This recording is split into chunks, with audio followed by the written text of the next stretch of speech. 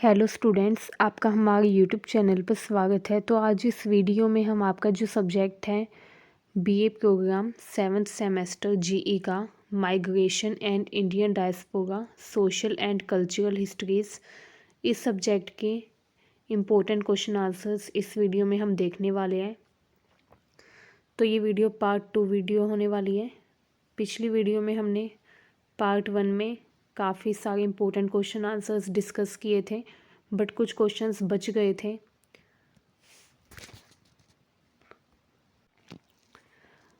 जो क्वेश्चंस बच गए थे वो इस वीडियो में हम करेंगे। तो आइए स्टार्ट करते हैं। एंड इस वीडियो में हम कोशिश करेंगे कि सारे क्वेश्चंस को कंप्लीट कर ले जो भी क्वेश्चन बच गए थे। आइए स्टार्ट करते हैं। बिफोर स्टार्टिंग, अगर आपने अब तक हमारे चैनल को सब्सक्राइब नहीं किया है तो कर लीजिए, ताकि आने वाली हर वीडियो की अपडेट आपको टाइम से मिल सके। तो आइए स्टूडेंट स्टार्ट करते हैं। तो हमारा फर्स्ट क्वेश्चन जो है ये है, भारतीय डायस्पोरा में पहचान निर्माण की प्रक्रिया का सामाजिक सांस्कृतिक विश्लेषण करो। तो हमने जाना था पिछली वीडियो में भी कि डायस्पोरा क्या होता है। भारत के वो लोग जो कि दूसरे देश में रहते हैं वो कैसे अपनी संस्कृति को बनाए रखते हैं, अपनी जो मूल संस्कृति है उससे जुड़े रहते हैं, अपनी पहचान को भूलते नहीं है। ठीक है, वही होता है डायस्पोरा। तो भारतीय डायस्पोरा में पहचान निर्माण की प्रक्रिया क्या होती है, कैसे जो भारत के लोग हैं जब वो विदेश में जाते हैं तो वो कैसे अपनी एक पहचान निर्मित करते हैं, एंड कैसे वो अपनी पुरानी जड़ों से भी कनेक्ट रहते हैं, कैसे वो अपनी पुरानी संस्कृति पुरानी परंपराओं से भी जुड़े रहते हैं। आइए देखते हैं। भारतीय डायस्पोरा जो है उन भारतीय समुदायों को कहा जाता है। पहले आप इंट्रोडक्शन दे देंगे कि भारतीय डायस्पोरा का मतलब क्या है। तो भारतीय डायस्पोरा उन भारतीय समुदायों को कहा जाता है जो कि ऐतिहासिक, आर्थिक, औपनिवेशिक या वैश्विक कारणों से भारत से बाहर जाकर स्थायी या अस्थायी रूप से बसे हुए हैं एंड वहाँ पर अपनी संस्कृति को बनाए रखने का प्रयास करते हैं। ठीक है, तो ईजी लैंग्वेज में अगर देखें तो भारत के जो लोग दूसरे देश में रहते हैं वो इंडियन डायस्पोरा यानी कि भारतीय डायस्पोरा कहलाते हैं। ठीक है, अब वो कई कारणों से हो सकते हैं विदेश में चले गए हो, कोई ऐतिहासिक कारण हो कि उनके पूर्वज ही विदेश में रहकर बस गए हो वहीं पर। ठीक है, या फिर आर्थिक कारण भी हो सकते हैं, कई लोग अच्छी जॉब पाने के लिए जाते हैं। औपनिवेशिक कारण भी हो सकते हैं, जब भारत में ब्रिटिशर्स का राज था, ब्रिटिश राज था, तो उस टाइम पर काफ़ी सारे भारतीयों को विदेश में भेजा गया था क्योंकि वहाँ पर मजदूरों की आवश्यकता थी। ठीक है, तो काम करवाने के लिए बहुत सारे मजदूरों को, भारतीयों को मजदूर के रूप में भेजा गया था ब्रिटेन में। ठीक है, एंड बाकी देशों में। तो औपनिवेशिक काल में भी कई लोग गए थे। ठीक है, एंड वो फिर वहीं पे बस गए, उनकी फैमिली भी वहीं पे रहने लग गई। एंड अन्य भी कारण होते हैं जिनकी वजह से लोग भारत से बाहर जाकर, भारतीय लोग भारत से बाहर जाकर स्थायी या अस्थायी रूप से विदेशों में बस जाते हैं। अब वो विदेशों में बस तो जाते हैं लेकिन अपनी संस्कृति को नहीं भूलते, अपनी जो मूल परंपराएं हैं उनसे जुड़े रहते हैं। ठीक है, इन समुदायों के सामने सबसे बड़ा प्रश्न यही होता है कि हम कौन हैं, हम भारतीय है या विदेशी हैं, या फिर हम दोनों हैं। क्योंकि उनकी मूल जो जड़ें हैं वो तो भारत की है, उनका जन्म भारत में हुआ। ठीक है, वो शुरुआत से भारत में रहे, फिर एकदम से उनको विदेश भेज दिया गया, या फिर वो खुद अपनी मर्जी से विदेश में चले गए। तो उनके मन में भी एक कन्फ्यूज़न रहती है कि हम आखिर है कौन, हम भारतीय कहे जाएंगे या विदेशी कहे जाएंगे। इसी प्रश्न के उत्तर की खोज की प्रक्रिया को पहचान निर्माण कहा जाता है। वो अपनी खुद की पहचान का निर्माण करते हैं विदेश में रहते हुए। पहचान कोई स्थिर वस्तु नहीं है, बल्कि ये सामाजिक, सांस्कृतिक, ऐतिहासिक, राजनीतिक परिस्थितियों के प्रभाव से निरंतर बनती और बदलती रहती है। एक ऐसी प्रक्रिया है जो लगातार बनती रहती है, बदलती रहती है परिस्थितियों के अनुसार। ठीक है, तो अपने सामाजिक, सांस्कृतिक व्यवहार के ज़रिए, अपनी परंपराओं के ज़रिए वो क्या करते हैं, अपनी पहचान बनाते हैं दूसरे देश में।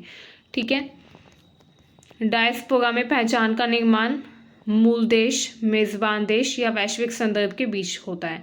ठीक है, मतलब जो आइडेंटिटी है वो कैसे बनती है, या तो मूल देश की आइडेंटिटी बनेगी कि हम भारतीय हैं, वो अपने आप को भारतीय समझे। ठीक है, तो या तो मूल देश की जो उनकी आइडेंटिटी है वो उसके आधार पर अपने आप को पहचानेंगे, ठीक है, कि हम भारतीय है या भारत के निवासी हैं। या फिर जो मेज़बान देश है जहाँ पे वो रह रही है, जिस भी विदेश में वो रह रही है, या फिर वो उसके आधार पर खुद को पहचानेंगे, ठीक है। या फिर वो वैश्विक संदर्भ में भी खुद को देख सकते हैं कि हम विश्व के एक व्यक्ति हैं, पूरे विश्व से भी वो कनेक्ट करके खुद को देख सकते हैं, ठीक है। तो इस तरीके से डायस्पोरा में पहचान का निर्माण होता है। पहचान निर्माण के सामाजिक आयाम क्या होते हैं, कैसे पहचान निर्माण की जाती है, इसके सामाजिक आयाम क्या है। पहला है नस्ल और भेदभाव। पश्चिमी देशों में भारतीयों को ब्राउन, एशियन या इमिग्रेंट के रूप में देखा जाता है, ठीक है। एशियन इसलिए कहा जाता है क्योंकि इंडिया एशियन कंटिनेंट में पड़ता है, ठीक है, तो इसलिए एशियन कहा जाता है इंडियंस को पश्चिमी देशों में, वेस्टर्न कंट्रीज़ में। या फिर ब्राउन कहा जाता है क्योंकि उनकी स्किन का कलर थोड़ा ब्राउन होता है इसलिए। या फिर इमिग्रेंट मतलब कि आप्रवासी के रूप में देखा जाता है कि दूसरे देश से आने वाला प्रवासी है, ठीक है। इसका प्रभाव क्या होता है, इसका प्रभाव ये होता है कि सामूहिक पहचान मजबूत होती है एंड हम की जगह वे की भावना विकसित होती है, ठीक है। उदाहरण के लिए अब देखिए, वो लोग जो कि इंडिया के है, वो अगर विदेश में जाकर रहेंगे, बाय चांस वो अगर विदेश में रहने लग जाते हैं, तो वो वहाँ पे जो इंडियंस हैं उनके साथ अपना जो बॉन्ड है वो स्ट्रॉन्ग करेंगे। वहाँ पे जो इंडियंस रहते हैं उन्हीं की तरह जो इंडियंस वहाँ पे आए हुए हैं उनसे बात करेंगे, उनसे रिलेशन बनाएंगे, ठीक है। तो इससे उनकी क्या होगी, सामूहिक पहचान मजबूत होगी एंड इसी तरीके से वो पश्चिमी देशों में अपनी सामूहिक पहचान मजबूत करते हैं, क्योंकि पश्चिमी देशों में काफ़ी भेदभाव भी होता है, नस्ल भेदभाव भी होता है, नस्ल के आधार पर भी भेदभाव होता है इंडियंस के साथ, ठीक है।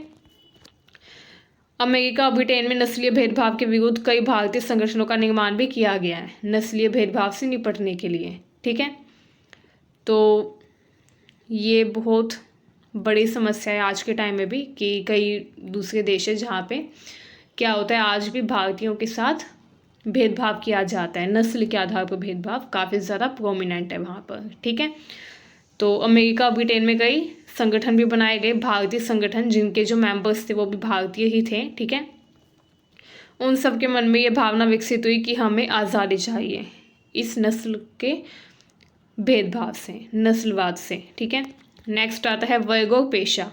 भारतीय डायस्पोरा एक समान नहीं है, मतलब भारत के जो लोग विदेशों में रहते हैं वो एक ही काम नहीं करते, वो कई तरीके के व्यवसाय करते हैं, उनका पेशा अलग अलग होता है। जैसे कोई आईटी प्रोफेशनल होता है, कोई डॉक्टर बनता है, कोई इंजीनियर बनता है, ठीक है, कोई श्रमिक के रूप में काम करता है खाड़ी देशों में, कोई गिरमिटिया वंशज होता है कैरेबियन से जो बिलोंग करते हैं, ठीक है। तो इस तरीके से पहचान जो है वो अलग अलग बनती है, अलग वर्ग के आधार पर अलग पहचान बनती है। जैसे उच्च शिक्षित प्रवासी जो है उनको ग्लोबल इंडियन पहचान दी जाती है। जो उच्च शिक्षित प्रवासी होते हैं मतलब कि भारत के वो लोग जो कि काफ़ी उच्च शिक्षित होते हैं एंड वो विदेश में जाकर कोई बड़ी जॉब करते हैं, ठीक है, जैसे डॉक्टर, इंजीनियर, उनको ग्लोबल इंडियन कहा जाता है, ठीक है, ग्लोबल इंडियन के रूप में उन्हें देखा जाता है। नेक्स्ट आता है पीढ़ीगत अंतर। अब ये क्या होता है, जनरेशनल डिवाइड। जनरेशन का गैप होता है, पहली पीढ़ी, दूसरी पीढ़ी और तीसरी पीढ़ी के बीच में। पहली पीढ़ी जो है वो होती है जो कि भारत में रहती थी, उसका जन्म भारत में हुआ था लेकिन वो बाद में विदेश में चली गई, वो होती है पहली पीढ़ी। उसकी जो पहचान होती है वो भारत केंद्रित पहचान होती है क्योंकि उसका जन्म भारत में हुआ था, ठीक है, इसलिए भारत की भाषा, भारत के धर्म, भारत की परंपराओं से उसका गहरा जुड़ाव होता है, ठीक है। वो भारत में जन्मी होती है लेकिन वो बाद में विदेश में जाती है, तो वो होती है पहली पीढ़ी।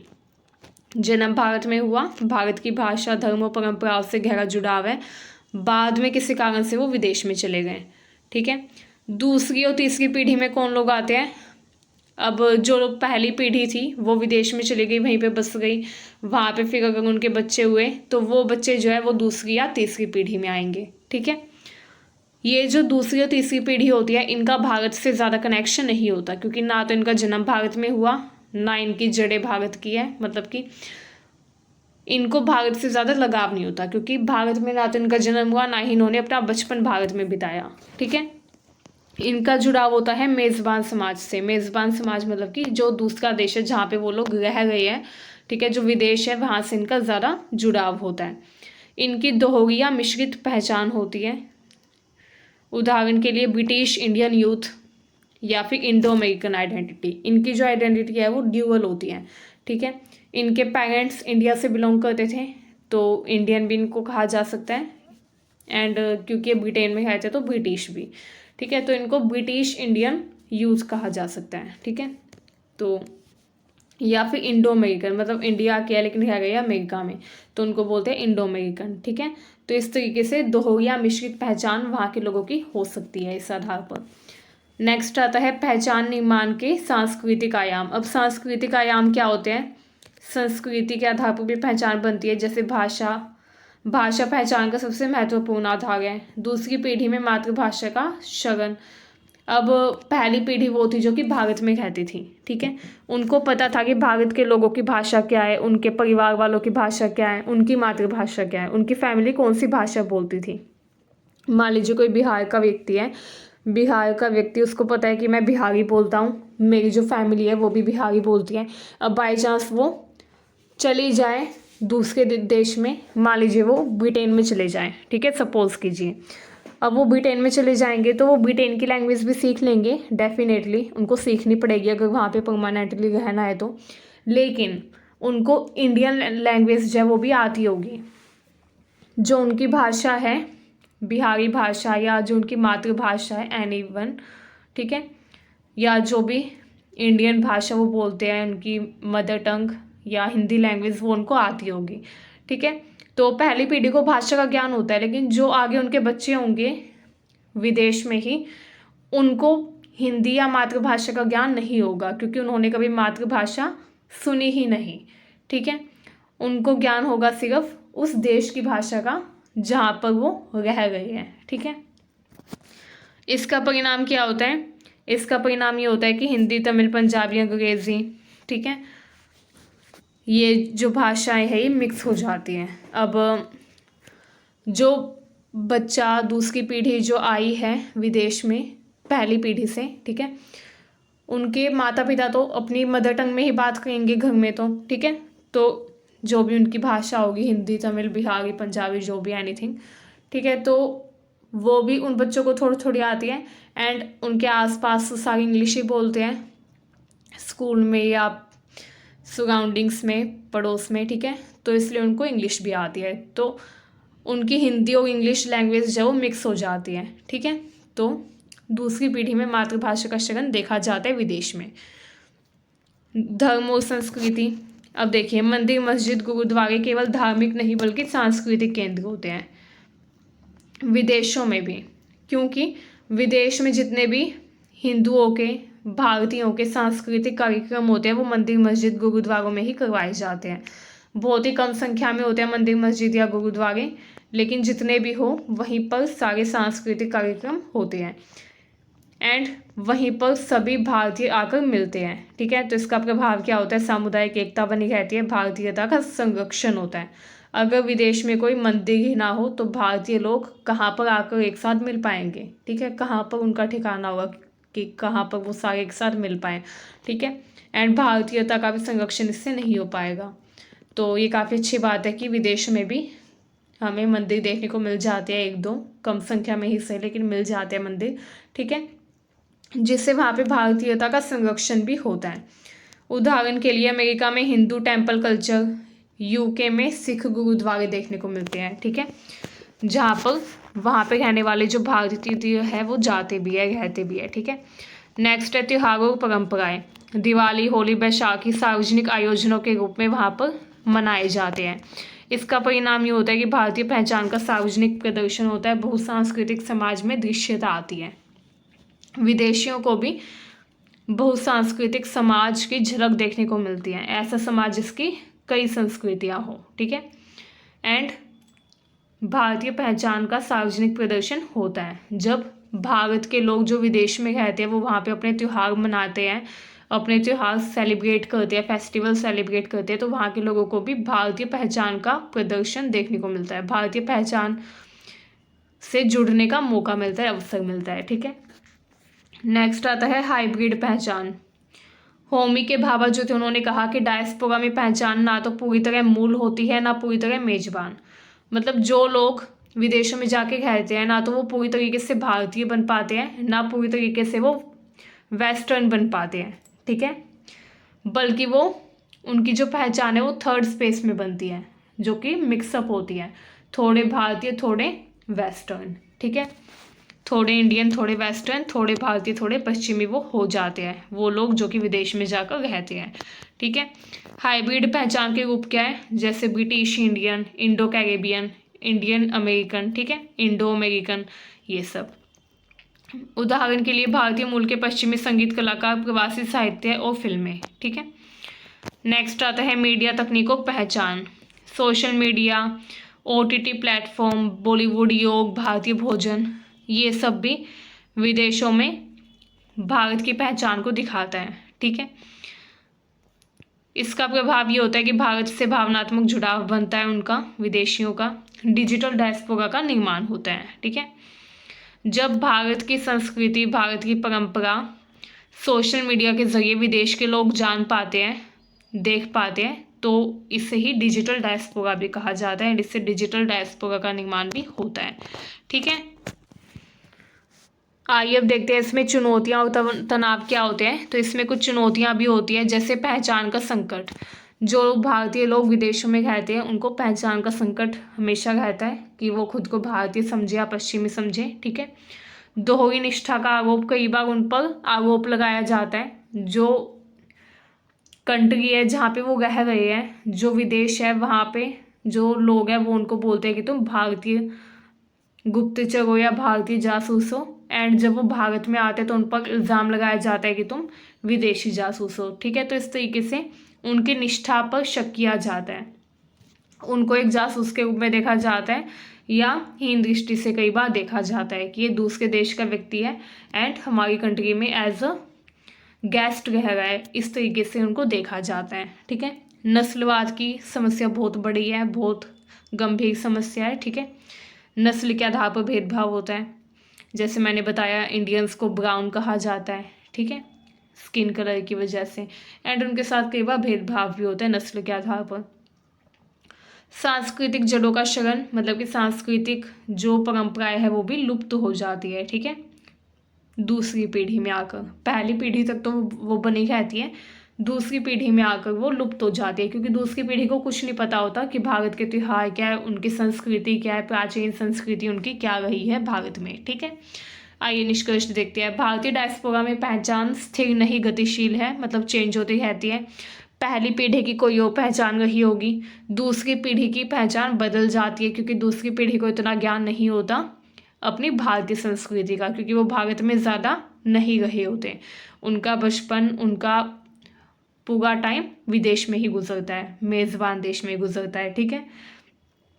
तो इसलिए भारतीय डायस्पोरा में पहचान गतिशील है, चेंज हो जाती है दूसरी पीढ़ी में आकर, सामाजिक और सांस्कृतिक संघर्षों से बनती है, काफ़ी संघर्ष करके ये पहचान बनती है। ये पहचान स्मृति, अनुभव और संकलन का परिणाम है। आज भारतीय डायस्पोरा न केवल प्रवासी है बल्कि वैश्विक सांस्कृतिक सेतु भी है। वैश्विक सांस्कृतिक सेतु का मतलब है कि विश्व को हमारे संस्कृति के बारे में बताने का काम करता है, एक सेतु है जिससे विश्व को भारतीय संस्कृति के बारे में पता चल पा रहा है। अब अगर भारत के जो प्रवासी थे, भारत के जो लोग थे वो प्रवासी के रूप में विदेशों में नहीं गए होते, तो विदेश के लोगों को कभी नहीं पता चलता कि भारत की संस्कृति क्या है, ठीक है, भारत के त्योहार, भारत की परंपराएं क्या क्या है, ठीक है। तो इन प्रवासियों के जरिए ही भारत की परंपरा विदेशों तक पहुंची, ठीक है। तो ये वैश्विक सांस्कृतिक सेतु भी है। हमारा नेक्स्ट क्वेश्चन आता है, भारतीय सिनेमा द्वारा डायस्पोरिक पहचान के निर्माण में निभाई गई भूमिका को समझाओ। जो भारतीय सिनेमा है वो क्या भूमिका निभाता है डायस्पोरिक पहचान के निर्माण में, आइए देखते हैं। भारतीय डायस्पोरा अपने मूल देश भारत से दूर रहते हुए स्मृति, संस्कृति, पहचान के बीच संतुलन बनाने की कोशिश करता है। मतलब वो भारत के लोग जो कि विदेश में रहते हैं, दूसरे देश में रहते हैं, वो अपने मूल देश भारत से तो दूर रहते हैं, लेकिन फिर भी भारत से दूर रहते हुए वो अपनी पहचान को बनाए रखने का प्रयास करते हैं, अपनी संस्कृति को, अपनी स्मृति को बनाए रखने का प्रयास करते हैं। बहुत कम ऐसे लोग होंगे जो भारत के होंगे एंड विदेश में जाकर वो भारत की संस्कृति को, अपनी संस्कृति, अपनी परंपराओं को भूल गए होंगे, अपने त्यौहार, अपने रिचुअल्स को भूल गए होंगे। बहुत कम ऐसे लोग होते हैं, ठीक है। ज़्यादातर जो लोग हैं वो याद रखते हैं कि कैसे वो अपने त्यौहार सेलिब्रेट करते थे, चाहे वो दिवाली हो, चाहे वो होली हो, ठीक है, चाहे वो बैसाखी हो, कोई भी त्यौहार हो, कोई भी फेस्टिवल हो, वो सब याद रखते हैं। एंड जो फेस्टिवल होता है उस दिन वो फेस्टिवल सेलिब्रेट भी करते हैं, उस देश में रहते हुए, दूसरे देश में रहते हुए, ठीक है, क्योंकि उनका एक जुड़ाव होता है, एक सांस्कृतिक जुड़ाव होता है अपने देश भारत से, अपनी परंपराओं से, अपनी मूल परंपराओं से, अपनी मूल संस्कृति से। तो इस तरीके से भारतीय डायस्पोरा के जो लोग हैं वो अपने मूल देश से दूर रहते हुए भी अपनी पहचान को बनाए रखने का प्रयास करते हैं, अपनी संस्कृति को बनाए रखने का प्रयास करते हैं। एंड वो एक संतुलन बनाने की कोशिश करते हैं अपनी पुरानी संस्कृति में और अपनी नई संस्कृति के बीच। उनकी पुरानी संस्कृति कौन सी है? जो उनकी भारत की संस्कृति थी वो उनकी पुरानी संस्कृति है। एंड उनकी नई संस्कृति कौन सी है? जिस देश में वो गए हैं वहाँ की जो संस्कृति वो अपनाएंगे, वहाँ के जो त्यौहार वो अपनाएंगे, वहाँ के जो रिचुअल्स वो अपनाएंगे, परंपराएं, वो उनकी नई संस्कृति होगी, ठीक है। तो वो अपनी पुरानी और नई संस्कृति में संतुलन बनाए रखने का प्रयास करते हैं। इस प्रक्रिया में भारतीय सिनेमा, विशेष रूप से हिंदी सिनेमा, भी महत्वपूर्ण भूमिका निभाता है।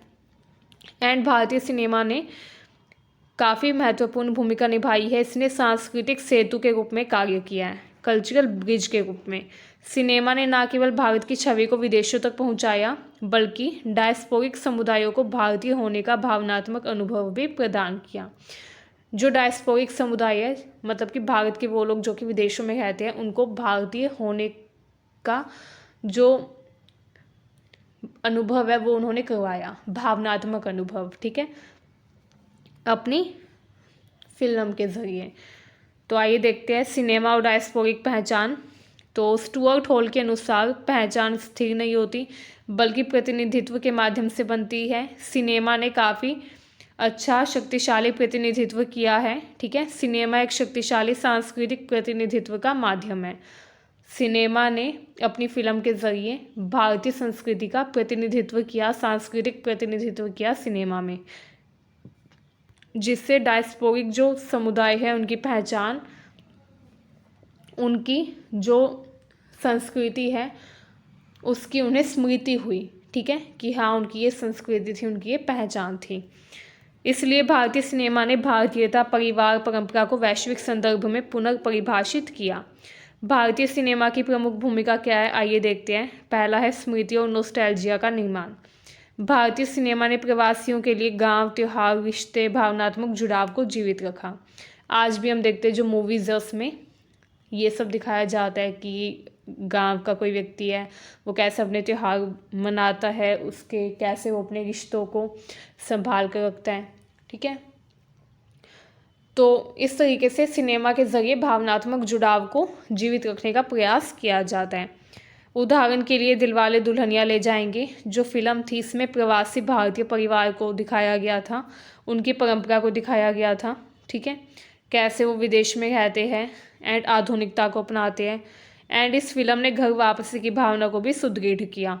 इससे डायस्पोरिक पहचान में भारत को भावनात्मक घर के रूप में स्थापित किया कि हम बेशक विदेश में रह लें, घर तो हमारा भारत ही रहेगा। तो इस तरीके की जो भावनात्मक जुड़ाव वाली बातें थी वो इन डायस्पोरिक समुदायों के अंदर मजबूत की सिनेमा ने, ठीक है। भारतीय मूल्यों का वैश्वीकरण किया। सिनेमा ने परिवार, विवाह, संस्कार, त्याग जैसे मूल्यों को वैश्विक मंच पर प्रस्तुत किया, ठीक है। कैसे भारत में लोग एक परिवार में रहते हैं, जॉइंट फैमिली होती है, संयुक्त परिवार, ठीक है। विवाह कैसे होते हैं, विवाह उत्सव में क्या क्या किया जाता है, संस्कार कौन कौन से होते हैं, ठीक है। बच्चों को कैसे माता पिता अपने संस्कार देते हैं, त्याग की भावना कि दूसरे की खुशी के लिए हमें अपनी खुशी का त्याग कर देना चाहिए। तो इस तरीके के मूल्य जो है उनको वैश्विक मंच पर प्रस्तुत किया जाता है, ठीक है। उदाहरण के लिए हम आपके हैं कौन, कभी खुशी कभी गम, इन फिल्मों में संयुक्त परिवार, पीढ़ीगत संबंध डायस्पोरा के लिए आदर्श भारतीय पहचान के रूप में उभरे। तो आप ये फिल्म के नाम के एग्जाम्पल भी देख सकते हैं चाहे तो, ठीक है। नेक्स्ट आता है हाइब्रिड डायस्पोरिक पहचान का चित्रण। 1990 के बाद सिनेमा ने पश्चिमी जीवन शैली भारतीय परंपरा के मिश्रण को दिखाया। ठीक है, 1990 के बाद जो सिनेमा में फिल्म आई उसमें पश्चिमी जीवन शैली को भी दिखाया एंड पश्चिमी जीवन शैली के साथ साथ भारतीय परंपरा का मिश्रण दिखाया कि कैसे पश्चिमी जीवन शैली में भारतीय संस्कृति का मिश्रण हो सकता है। कैसे वो लोग जो कि भारत के हैं लेकिन वो पश्चिमी देशों में रहते हैं, वो कैसे पश्चिमी जीवन शैली जीते हुए भारतीय परंपरा को बनाए रखते हैं, भुलाते नहीं हैं। ठीक है, तो ये हाइब्रिड डायस्पोरिक पहचान भी दिखाई गई 1990 के बाद सिनेमा में। उदाहरण के लिए कल हो ना हो जो फिल्म आई थी उसमें न्यूयॉर्क में बसे भारतीय की जो जीवन शैली थी वो दिखाई गई थी, कैसे वो पश्चिमी जीवन शैली के साथ साथ भारतीय मूल्यों को भी अपनाते हैं, कैसे वो भारतीय संस्कृति को भी अपनाते हैं। ठीक है, ये दोनों लैंग्वेज में फ़िल्म बनी थी एंड पश्चिमी जीवन दिखाया गया था इसमें भारतीय भावनाओं के साथ। ठीक है, इसके अलावा एक फ़िल्म थी नेमसेक, इसमें दूसरी पीढ़ी का पहचान संकट दिखाया गया। कैसे जो दूसरी पीढ़ी है, मतलब विदेश में मान लो कोई व्यक्ति गया, ठीक है, वो पहली पीढ़ी था, उसके बाद उसके बच्चे विदेश में हुए, वो दूसरी पीढ़ी कहलाएंगे।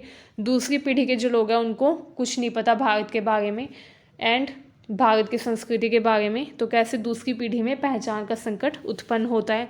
ठीक है, भारतीय अमेरिकी पहचान, ये सब यहाँ पे पहचान ना पूरी तरीके से भारतीय थी ना पूरी तरीके से विदेशी, बल्कि संकर पहचान थी, थोड़ी भारतीय थोड़ी विदेशी। ठीक है, तो ये इसमें दिखाया गया था।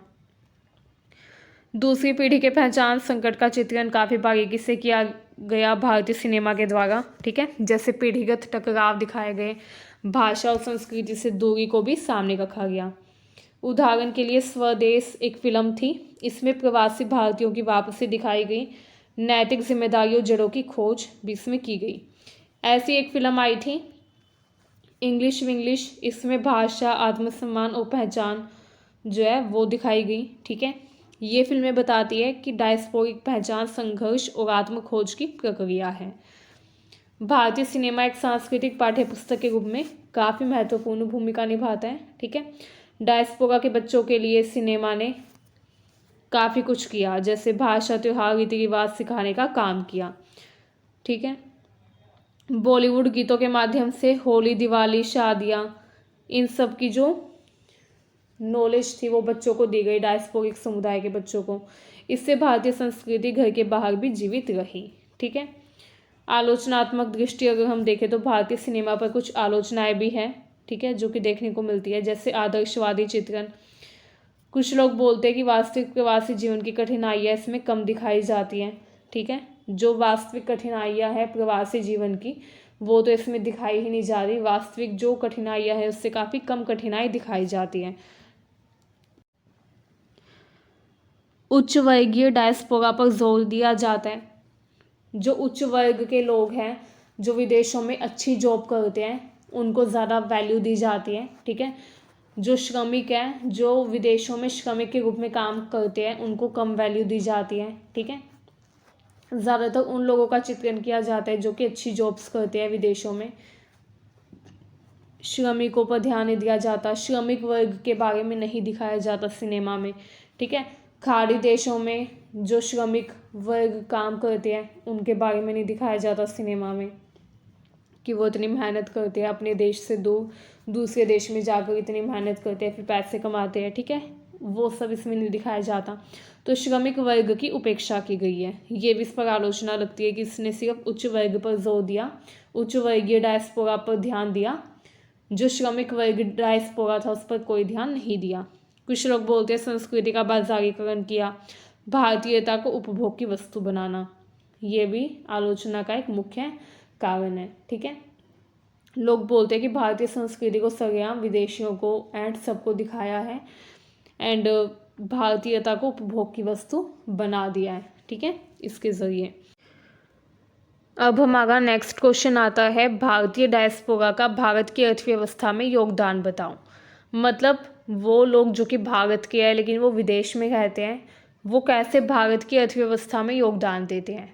ठीक है, विशेष रूप से प्रेषण की भूमिका का विश्लेषण करना है। प्रेषण मतलब कि रेमिटेंसेस जो भारत के लोग विदेश में रहते हैं वो क्या करते हैं, उनकी फैमिली तो इंडिया में ही रहती है, तो वो विदेश में पैसे कमाते हैं एंड अपनी फैमिली के पास, अपने पेरेंट्स के पास पैसे भेजते हैं, विदेश में रहते हुए भारत में पैसा भेजते हैं, ठीक है।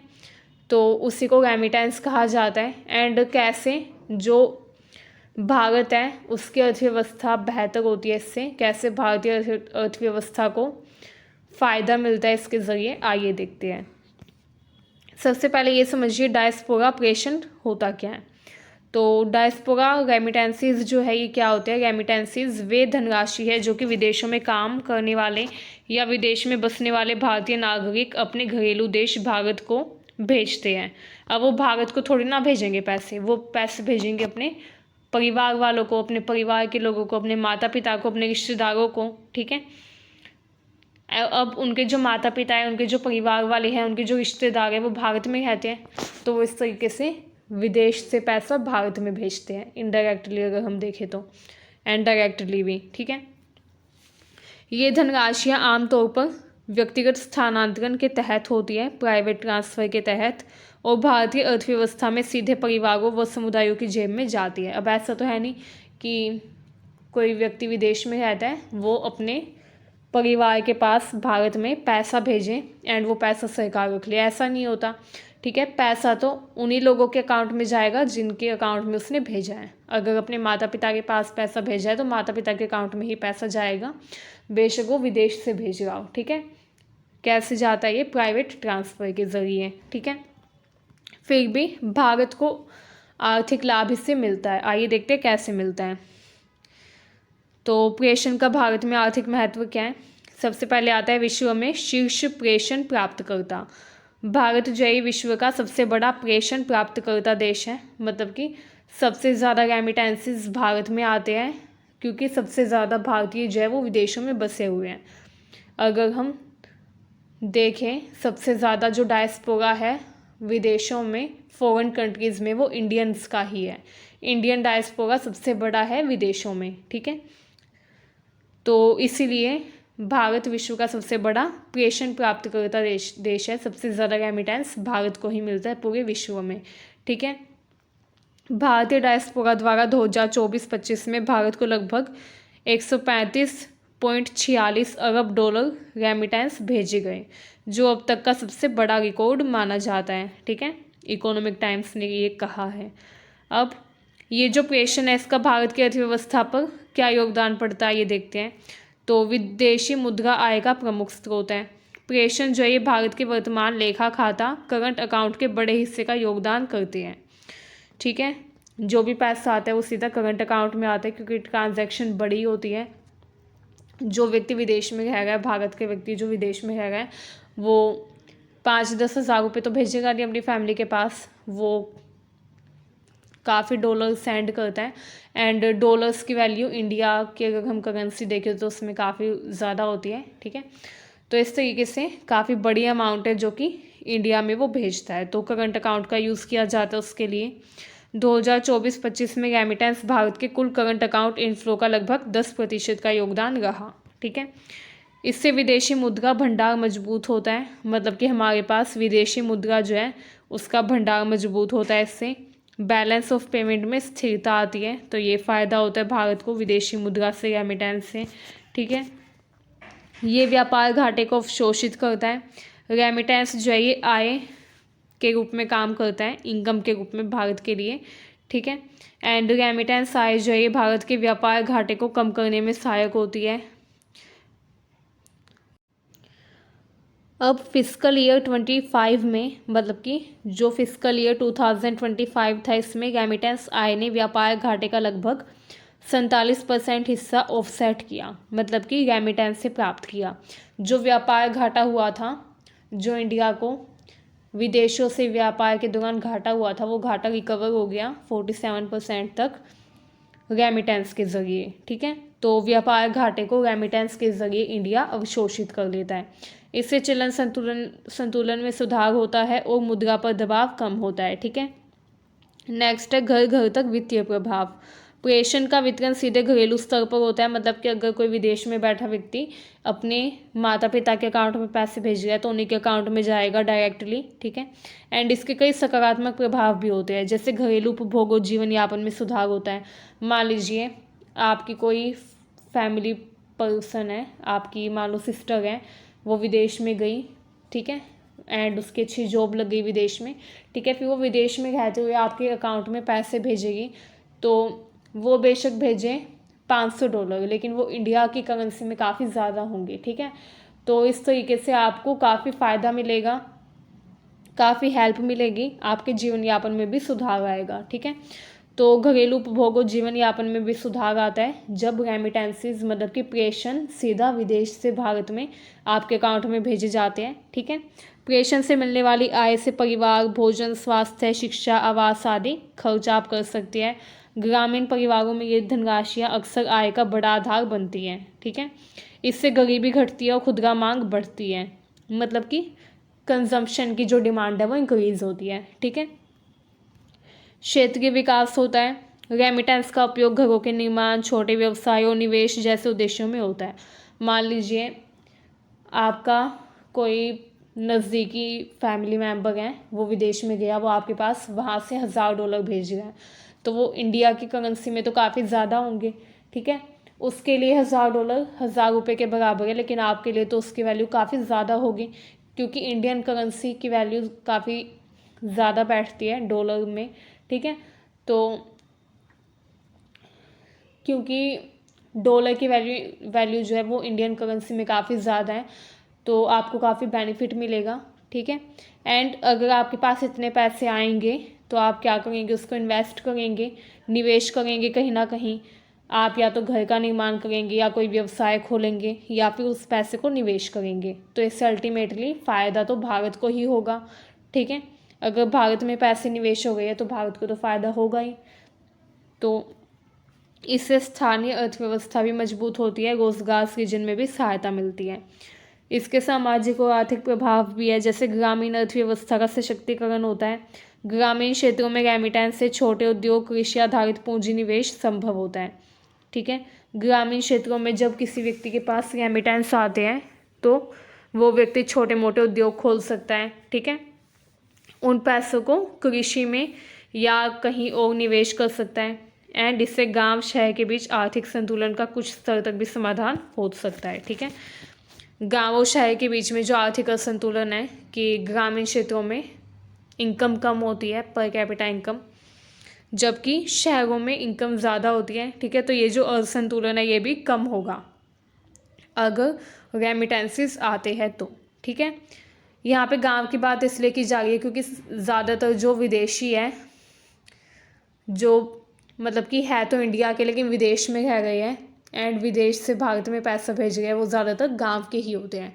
गांव के ही ज़्यादातर भारतीय विदेश में जाते रहने के लिए, तो इसलिए यहाँ पे गांव की बात हो रही है, ठीक है।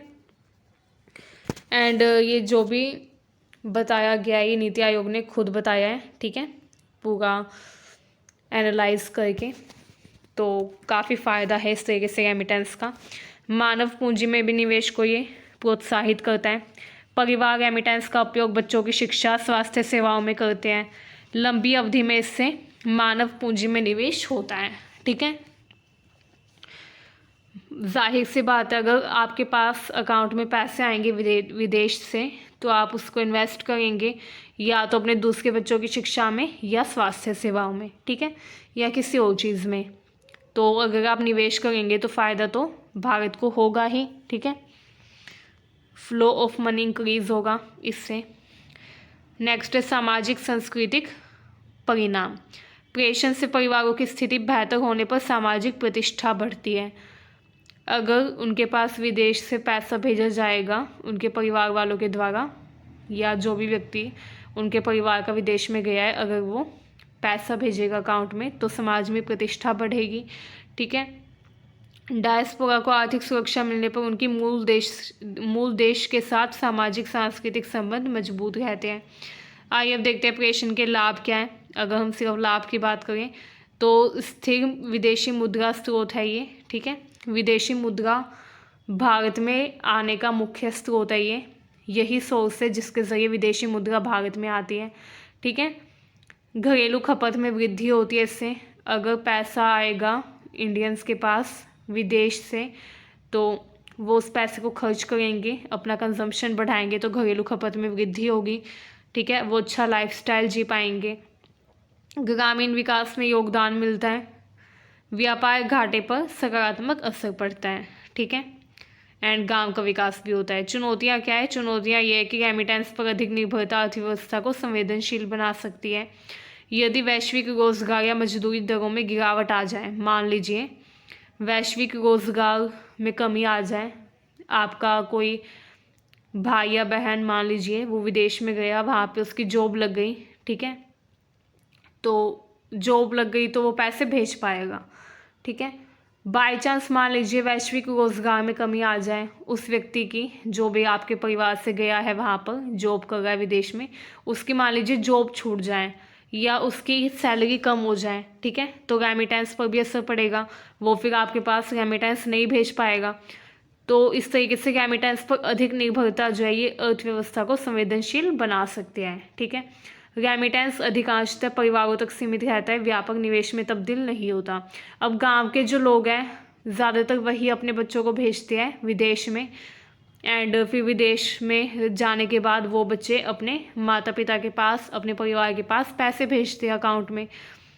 तो गांव के लोगों को ज़्यादातर पता नहीं होता कि कहाँ पे निवेश करना है, कैसे निवेश करना है। तो क्या करते हैं, जो भी पूंजी आती है, जो भी रेमिटेंस उनके पास आता है, वो उस रेमिटेंस को अपने पास बस जोड़ते रहते हैं, उस पैसे को अपने पास बस जोड़ते रहते हैं पूंजी के रूप में। ठीक है, वो उससे ना तो व्यापार करते ना ही निवेश करते, तो वो पूंजी बस उनके पास रखी रहती है, वो उसको यूटिलाइज नहीं करते, निवेश नहीं करते। ठीक है, तो इसलिए ये भी एक चुनौती है। अन्य योगदान क्या होते हैं रेमिटेंस का, ये देखते हैं। रेमिटेंस के और भी योगदान होते हैं, जैसे डायस्पोरा निवेश। कई प्रवासी भारतीय रियल एस्टेट, शेयर बाजार, स्टार्टअप में निवेश करते हैं। इससे पूंजी व्यापार, पूंजी बाजार और व्यवसायों को भी पूंजी मिलती है। ठीक है, आइए निष्कर्ष देखते हैं। भारतीय डायस्पोरा के जो प्रेषण है इसने विदेशी मुद्रा में स्थिर वृद्धि प्रदान की है, विदेशी मुद्रा में वृद्धि हुई है। ठीक है, अब जो डॉलर है उनकी कीमत इंडिया की रुपीज़ के कंपैरिजन में बढ़ गई है। ठीक है, भारत को विश्व में सबसे बड़ा प्रेषण प्राप्तकर्ता देश बनाया है इसने। भारत सबसे बड़ा विश्व का प्रेषण प्राप्तकर्ता देश बन गया है, रेमिटेंस रिसीवर। ठीक है, व्यापार घाटे और मौद्रिक संतुलन में सकारात्मक भूमिका निभाई है। घरेलू उपभोग और मानव पूंजी में निवेश तथा ग्रामीण शहरी अर्थव्यवस्था को भी सशक्त किया है।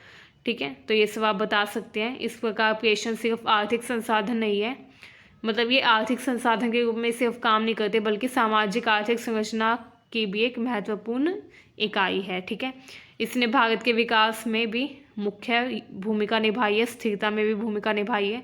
ठीक है, एंड ग्रामीण शहरी अर्थव्यवस्था को भी सशक्त बनाया है, ग्रामीण क्षेत्रों के विकास में भी मुख्य भूमिका निभाई है। ठीक है, आइए अब हम अपना नेक्स्ट क्वेश्चन देखते हैं। हमारा नेक्स्ट क्वेश्चन आता है, भारतीय डायस्पोरा और भारत की विदेश नीति संबंधों की व्याख्या करो। ठीक है, भारतीय डायस्पोरा और भारत की विदेश नीति का आपस में क्या संबंध है, ये इसमें आपको बताना है। तो सबसे पहले आप यही बता देंगे, हर क्वेश्चन में आप ये ज़रूर बताएंगे कि भारतीय डायस्पोरा का मतलब क्या होता है। ठीक है, तो ये वो भारतीय मूल के लोग हैं जो कि विदेश में रहते हैं एंड वहीं पर बस गए। ठीक है, किसी ना किसी कारण से, ऐतिहासिक, औपनिवेशिक, आर्थिक या वैश्वीकरण के कारण। ठीक है, आज लगभग 3.5 करोड़ से अधिक भारतीय मूल के लोग विश्व के विभिन्न देशों में रहते हैं। कुल मिलाकर 3.5 करोड़ से भी अधिक भारतीय मूल के लोग हैं जो कि विदेश में रहते हैं। ठीक है, तो आप देख सकते हैं भारतीय डायस्पोरा कितना बड़ा है पूरे विश्व में। विश्व के अलग अलग देशों में भारतीय मूल के लोग रहते हैं। समकालीन काल में भारत की विदेश नीति सिर्फ राज्य से राज्य संबंधों तक सीमित नहीं है, बल्कि पीपल टू पीपल डिप्लोमेसी का महत्व भी बढ़ा है। आज के टाइम में अगर हम भारत की विदेश नीति देखें तो ये सिर्फ भारत के राज्यों के बीच संबंध की बात नहीं करती, बल्कि जो विदेश में भारत के लोग रह गए हैं, जो विदेश में भारतीय मूल के लोग रह गए हैं, उनकी भी बात करती है। ठीक है, आइए देखते हैं कैसे। विदेश नीति में डायस्पोरा की अवधारणा भी दी गई है। परंपरागत रूप से भारत की विदेश नीति गुटनिरपेक्षता, संप्रभुता, राज्य केंद्रीय दृष्टिकोण पर आधारित थी। मतलब कि जब शुरुआत में आज़ादी के टाइम पर भारत की विदेश नीति बनी थी तो उसमें सिर्फ गुटनिरपेक्षता की बात की गई थी कि भारत जो है वो गुटनिरपेक्ष रहेगा। मतलब कि उस टाइम पर आपको पता है 2 गुट बने हुए थे, पूरा विश्व जो है वो 2 गुटों में बट गया था। ठीक है, पूंजीवाद और समाजवाद। तो पूंजीवाद गुट में वो लोग शामिल थे, वो देश शामिल थे जो कि अमेरिका के सपोर्टर थे, जो कि पश्चिमी देशों के समर्थक थे। ठीक है, जो कि पश्चिमी देशों का पक्ष ले गए थे। एंड समाजवादी गुट में वो देश शामिल थे जो कि रशिया का पक्ष ले गए थे, जो कि उस टाइम पर यूएसएसआर था। ठीक है, जो कि उनका पक्ष ले गए थे, वो देश उसमें शामिल थे, पूर्वी देश शामिल थे ज़्यादातर। ठीक है, लेकिन भारत ने गुटनिरपेक्ष की नीति अपनाई। भारत ने किसी भी गुट को ज्वाइन नहीं किया, भारत ने किसी भी गुट का समर्थन नहीं किया, ना ही किसी गुट का पक्ष लिया, बल्कि गुट निरपेक्ष की भूमिका निभाई। मतलब कि भारत जो है वो निरपेक्ष रहा, गुट निरपेक्ष, किसी का भी उसने समर्थन नहीं किया, ना ही किसी की तरफ वो गया। संप्रभुता की रक्षा की एंड राज्य केंद्रित दृष्टिकोण अपनाया। ठीक है, तो परंपरागत भारत की विदेश नीति में यही चीज़ें थी। लेकिन 1990 के बाद उदारीकरण और वैश्वीकरण आया, जिसने डायस्पोरा को संसाधन, प्रभाव समूह, सॉफ्ट पावर के रूप में देखा। ठीक है, 1990 के बाद डायस्पोरा जो है उसको संसाधन के रूप में देखा गया। मतलब कि भारत के वो लोग जो कि विदेश में रहते हैं उनको एक संसाधन के रूप में देखा गया, क्योंकि वो विदेश में रहते हुए भारत में रेमिटेंस भेजेंगे, प्रेषण भेजेंगे, पैसा भेजेंगे। ठीक है, तो संसाधन के रूप में देखा गया, प्रभाव समूह और सॉफ्ट पावर के रूप में देखा गया। ठीक है, आइए अब देखते हैं भारतीय डायस्पोरा की विदेश नीति में प्रमुख भूमिकाएं क्या क्या है। तो भारतीय डायस्पोरा की विदेश नीति में कई प्रमुख भूमिकाएं हैं, जैसे सॉफ्ट पावर के स्रोत के रूप में जो भारत है,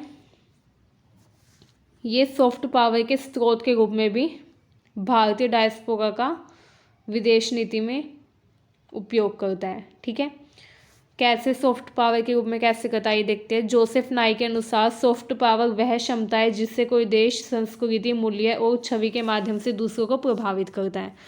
ठीक है, तो 2 तरीके की पावर होती है, एक तो सॉफ्ट पावर एंड एक हम बोल सकते हैं हार्ड पावर। ठीक है, हार्ड पावर क्या होता है? हार्ड पावर जब आप यूज़ कर रहे हैं वेपन्स का दूसरे देश पर अपना डोमिनेंस शो करने के लिए, दूसरी कंट्री के ऊपर, दूसरे देश पर अपना प्रभाव स्थापित करने के लिए, प्रभुत्व स्थापित करने के लिए। ठीक है, जब आप हथियारों का उपयोग करते हैं, ताकत का उपयोग करते हैं, शक्ति का उपयोग करते हैं, तो वो होती है हार्ड पावर। एक होती है सॉफ्ट पावर। सॉफ्ट पावर में आप दूसरे देश पर अपना प्रभुत्व जमाते हैं अपनी संस्कृति के द्वारा, अपने कल्चर, अपनी परंपराओं के द्वारा, अपने मूल्यों के द्वारा, जो अपनी वैल्यूज़ हैं उनका यूज़ करके जब हम दूसरे देश पर अपना डोमिनेंस इस्टेब्लिश करते हैं, दूसरे देश पर अपना प्रभाव जमाते हैं, तो वो होता है सॉफ्ट पावर। तो भारतीय डायस्पोरा को सॉफ्ट पावर के रूप में यूज़ करता है इंडिया। ठीक है, अपनी फॉरेन पॉलिसी में। एंड सॉफ्ट पावर के रूप में कैसे? वो भारतीय डायस्पोरा के जो लोग हैं उनके ज़रिए भारत की संस्कृति को विदेशों तक पहुंचाता है। ठीक है, वो लोग जो कि भारत से बिलोंग करते हैं, भारतीय मूल के हैं, लेकिन विदेश में रहने लग गए, वो भारतीय डायस्पोरा कहलाते हैं। एंड जब वो विदेश में रहने लग जाते हैं तो वो अपनी संस्कृति भी अपने साथ लेके जाते हैं। ठीक है, अपनी संस्कृति, अपने मूल्य, अपनी जो परंपराएं हैं वो भी अपने साथ लेकर जाते हैं विदेश में, जिससे वहाँ के लोगों को भी भारतीय परंपरा, भारतीय संस्कृति, भारतीय मूल्यों की जानकारी मिलती है। ठीक है, योग, आयुर्वेद, भारतीय भोजन, बॉलीवुड, भारतीय त्यौहार, लोकतांत्रिक और बहुसांस्कृतिक छवि जो है, इन सब के बारे में विदेश तक जो भी नॉलेज, जो भी ज्ञान पहुंचा है वो भारतीय डायस्पोरा के द्वारा ही पहुंचाया गया है। ठीक है, विदेशियों को इतनी नॉलेज नहीं थी कि योग क्या होता है, आयुर्वेद क्या होता है, भारतीय भोजन कौन कौन से होते हैं। ठीक है, भारतीय त्यौहार कौन कौन से होते हैं, ये सब, इन सब की नॉलेज विदेशियों को नहीं थी। जब भारतीय डायस्पोरा वहाँ पर गया, वहाँ पर रहना शुरू किया, तो तब विदेशियों को इसकी नॉलेज मिली। आज आप अगर किसी देश में चले जाए, दूसरे देश में, तो आपको वहाँ पर इंडियन वेजिटेबल्स भी देखने को मिलेंगे। इंडिया के जो वेजिटेबल्स हैं, भारत की जो सब्जियां हैं, उसकी अलग मार्केट वहाँ पे लगती है। ठीक है, तो ये सब कैसे हुआ है? ये सब तभी हुआ है जब भारतीय डायस्पोरा जो है वो क्रिएट हुआ पूरे विश्व में। ठीक है, तो इस तरीके से सॉफ्ट पावर के रूप में इंडिया ने अपने आप को इस्टेब्लिश किया है भारतीय डायस्पोरा की हेल्प से। ठीक है, उदाहरण के लिए अमेरिका और यूरोप में योग दिवस का आयोजन, ठीक है, भारतीय संस्कृति केंद्र में, विदेशों में भी आज के टाइम में हम देखते हैं भारतीय संस्कृति केंद्र में दिखाई देती है। इससे भारत की सकारात्मक वैश्विक छवि बनी है। ठीक है, नेक्स्ट है लॉबिंग और राजनीतिक प्रभाव। डायस्पोरिक समुदाय मेजबान देशों की राजनीति में प्रभावशाली समूह बन चुके हैं। ठीक है, मतलब विदेशों की जो राजनीति है वहाँ पर काफ़ी मुख्य भूमिका निभाते हैं जो डायस्पोरिक समुदाय है वो। ठीक है, वो वोट भी डालते हैं क्योंकि वो परमानेंट मेंबर बन जाते हैं, वहाँ के परमानेंट सिटीजन बन जाते हैं, कई बार उनको पीआर मिल जाते हैं, परमानेंट रेजिडेंटशिप। ठीक है, तो वो लोग फिर परमानेंट रेजिडेंट बन जाते हैं उस देश के, उस कंट्री के, एंड फिर वहाँ की राजनीति में भी हिस्सा लेते हैं। ठीक है, उदाहरण के लिए अमेरिका में भारतीय अमेरिकी समुदाय, US India nuclear deal, Bharat America रणनीतिक साझेदारी। ठीक है, इन सब में भारतीय डायस्पोरा की मुख्य भूमिका देखी गई। नेक्स्ट आता है आर्थिक कूटनीति। डायस्पोरा के माध्यम से निवेश, प्रेषण, स्टार्टअप और टेक्नोलॉजी ट्रांसफ़र किया जाता है। ठीक है, कैसे? हमने ऊपर वाले क्वेश्चन में पढ़ा था, जो भारतीय डायस्पोरा है, मतलब कि जो भारतीय मूल के लोग विदेश में रहते हैं, वो क्या करते हैं, वहाँ से अपनी फैमिली को इंडिया में पैसे भेजते हैं। ठीक है, जिससे रेमिटेंस कहा जाता है। फिर उन पैसों को उनकी फैमिली यहाँ पर इन्वेस्ट करती है, उनका निवेश करती है, तो इससे बेनिफिट इंडिया को मिलता है। ठीक है, तो इस तरीके से डायस्पोरा के माध्यम से निवेश होता है, प्रेषण होता है और टेक्नोलॉजी ट्रांसफ़र भी होती है। विदेश की टेक्नोलॉजी के बारे में हमें पता चलता है। ठीक है, कि वहाँ पे क्या क्या टेक्नोलॉजी है, एंड फिर वो टेक्नोलॉजी हमारी कंट्री में भी आती है। नेक्स्ट है संकट के समय कूटनीतिक संसाधन। अब मान लीजिए वो लोग जो कि भारतीय मूल के हैं लेकिन विदेशों में रहते हैं, अगर कभी उन पर संकट आ जाए, ठीक है, जैसे जिस देश में वो लोग रह गए हैं वहाँ पे हमला हो जाए या युद्ध हो जाए, ठीक है, या कोई महामारी आ जाए या काल पड़ जाए या कोई प्राकृतिक आपदा आ जाए, भूकंप वगैरह, ठीक है, तो उस टाइम पर भारत सरकार जो है ये डायस्पोरा की सुरक्षा को प्राथमिकता देती है। मतलब वो जो भारतीय डायस्पोरा है उनकी हेल्प करती है। ठीक है, उनको इंडिया में वापस लाने में मदद करती है। उदाहरण के लिए ऑपरेशन गंगा जो है ये चलाई गई थी मुहिम जब यूक्रेन में वॉर हुई थी, तो यूक्रेन में जो भारतीय डायस्पोरा था उसको वहाँ से भारत लाया गया था। ठीक है, ऐसे ऑपरेशन वंदे भारत के ज़रिए कोविड-19 के टाइम पर बहुत सारे जो भारतीय डायस्पोरा थे, जो भारतीय मूल के लोग थे जो विदेश में रह गए थे, उनको भारत में लाया गया था ऑपरेशन वंदे भारत के ज़रिए। ठीक है, तो इस तरीके से भारत सरकार जो है भारतीय डायस्पोरा की सुरक्षा की भी जिम्मेदारी लेती है, उनकी सुरक्षा को भी प्राथमिकता दे देती है। ठीक है, इससे भारत की उत्तरदायी वैश्विक शक्ति की छवि बनती है। नेक्स्ट आता है सांस्कृतिक और सभ्यतागत कूटनीति। डायस्पोरा जो है भारत की सभ्यतागत पहचान, ऐतिहासिक निरंतरता को विदेशों में जीवित रखता है। मतलब भारत की जो पहचान है, भारत की जो ऐतिहासिक निरंतरता है उसको विदेश में भी बनाए रखता है। भारत की जो परंपराएं है उसको विदेश में भी बनाए रखता है। मतलब कि भारत के त्योहारों को विदेशों में भी सेलिब्रेट करते हैं वो जो भारतीय डायस्पोरा के लोग हैं। ठीक है, नेक्स्ट आता है भारतीय राज्य की नीतियाँ और डायस्पोरा। भारत सरकार ने डायस्पोरा को विदेश नीति से जोड़ने के लिए भी कई संस्थागत कदम उठाए हैं। ठीक है, जैसे OCI कार्ड, मतलब कि overseas citizen of India card बनता है, जिससे पता चलता है कौन से ऐसे लोग हैं जो कि सिटीजन है इंडिया के लेकिन वो कहते हैं ओवरसी, मतलब कि दूसरे देश में कहते हैं ओवरसीज सिटीजन ऑफ इंडिया। ठीक है, PIO से OCI में विलय कर दिया गया। पहले PIO कार्ड होता था। PIO मतलब कि पर्सन ऑफ इंडियन ओरिजिन या पर्सन विद इंडियन ओरिजिन, मतलब कि जो इंडियन ओरिजिन के लोग हैं वो जो कि दूसरे देश में रहते हैं, उनका एक कार्ड बनता था PIO कार्ड, लेकिन अब उसको OCI में ट्रांसफ़र कर दिया है। अब उसको OCI में कन्वर्ट कर दिया है। OCI मतलब ओवरसीज सिटीजन ऑफ इंडिया, ठीक है। प्रवासी भारतीय कार्य मंत्रालय है जो ये सब देखता है। एंड प्रवासी भारतीय सम्मान अवार्ड जो है वो भी कई बार प्रवासी भारतीयों को दिए जाते हैं। इससे डायस्पोरा और भारतीय राज्य के बीच संस्थागत संबंध मजबूत हुए।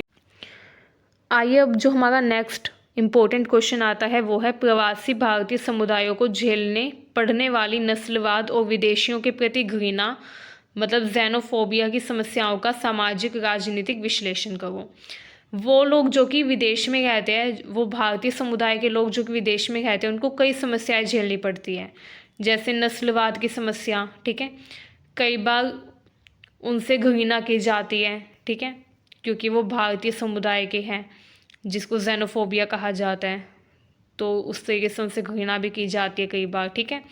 आइए देखते हैं उसका कारण और उसका प्रभाव। वैश्वीकरण के युग में भारतीय डायस्पोरा विश्व के लगभग सभी महाद्वीपों में फैला हुआ है।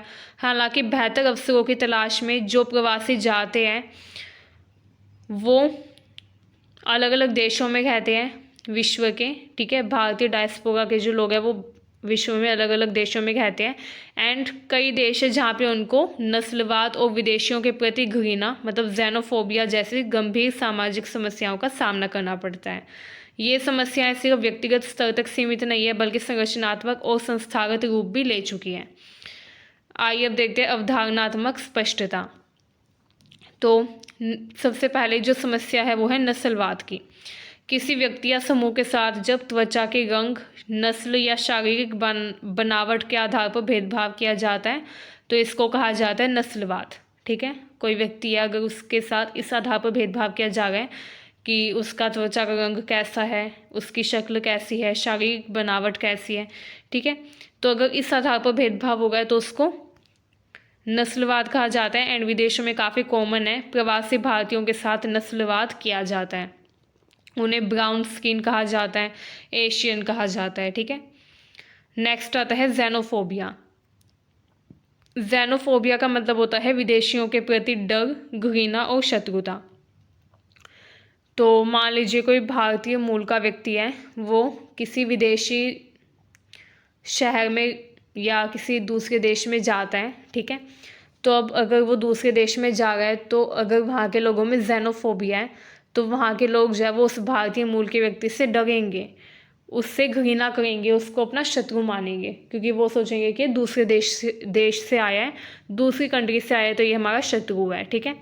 तो यही होता है जेनोफोबिया। ये एक डर होता है विदेशियों के प्रति, ठीक है। ये एक भावना होती है डर की, घृणा की, शत्रुता की, जो हमारे मन में होती है विदेशियों के लिए, मतलब दूसरे देश के लोगों के लिए, ठीक है। तो अगर भारतीय मूल का व्यक्ति वहाँ पे जाएगा तो वहाँ के लोगों को भारतीयों के प्रति भी जेनोफोबिया की भावना जो है वो फील होगी, ठीक है।